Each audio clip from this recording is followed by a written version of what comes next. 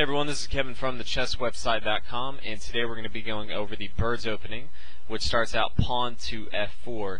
Now, the bird's opening is not one of the most popular moves compared to, the king pawn or the queen pawn opening, but I feel that this can be to your benefit, as most players aren't too familiar playing it correctly as white or defending it correctly as black.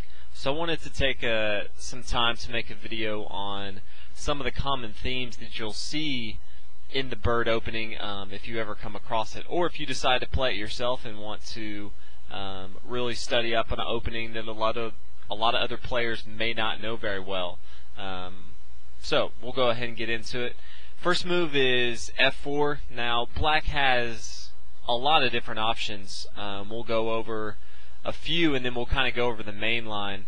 Obviously sometimes you'll see a move like e5, which is the Fromm's gambit. From here, you can kind of choose if you want to go ahead and capture this piece, or you can just transition straight into the king's gambit. So if you're familiar with the king's gambit, you can go ahead and play that line. If someone's never played against the bird's opening, they're usually not going to offer up this gambit, but just to keep that in mind.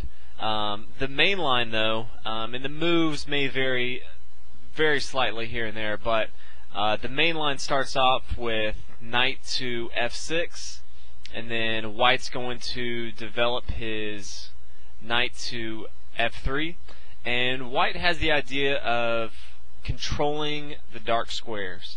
A lot of times with white usually tries to control the light squares. A lot of times you'll see from the very beginning that the light square bishop for white is very powerful, and white usually tries to control the light squares, where in this case, as you'll see, white's going to try to control the dark squares, which is a little bit different. So in this case, our dark square bishop, most of the time in the main line, we're going to fianchetto our bishop to the b2 square, and our dark square bishop is going to be very valuable to us. So as you can see right away, we have two attackers on this e5 square, and we have our knight attacking this d4 square. So we're attacking and defending the dark squares. So from here, and again the move order can change just a little bit, the main line is for black to continue to d5, and you may see the knight and the pawn move reversed, but either way, this is the main line. You can see here that black is trying to attack now the light squares,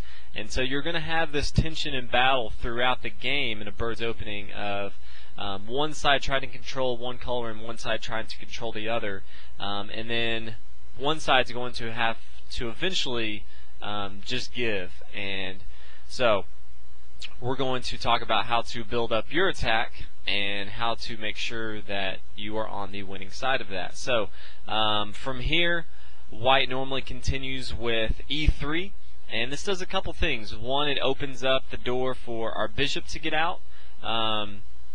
I prefer moving our bishop out this way. Some people in the bird's opening will fianchetto their bishop to the g2 square.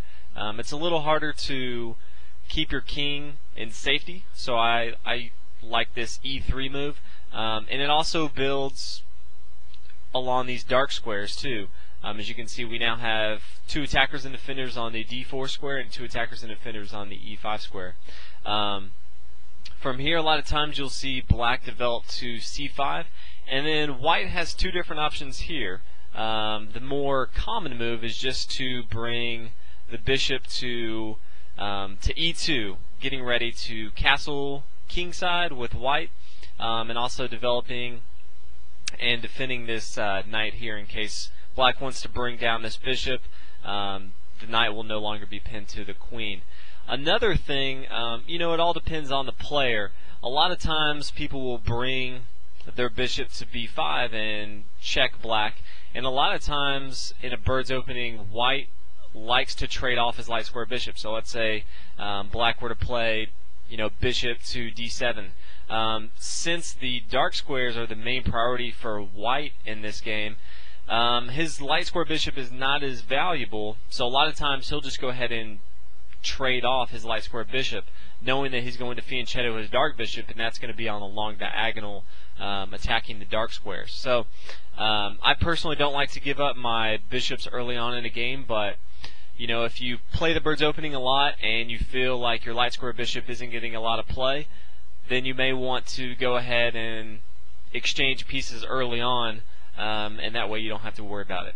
It's all about feel and what you feel most comfortable with, but the most common play is just bishop to e2 here. And then from here you'll normally see black develop his knight to c6. And then from here you obviously want to castle just for king protection. For white, the f2 square is a very big weakness at the beginning, as is the f7 square for black. And since our pawn is not here, our king is pretty vulnerable, so we want to go ahead and put him in a safer place. From here you'll normally see black strengthen his pawn chain, and also allow his bishop to develop so that he can castle kingside as well and get his king to safety.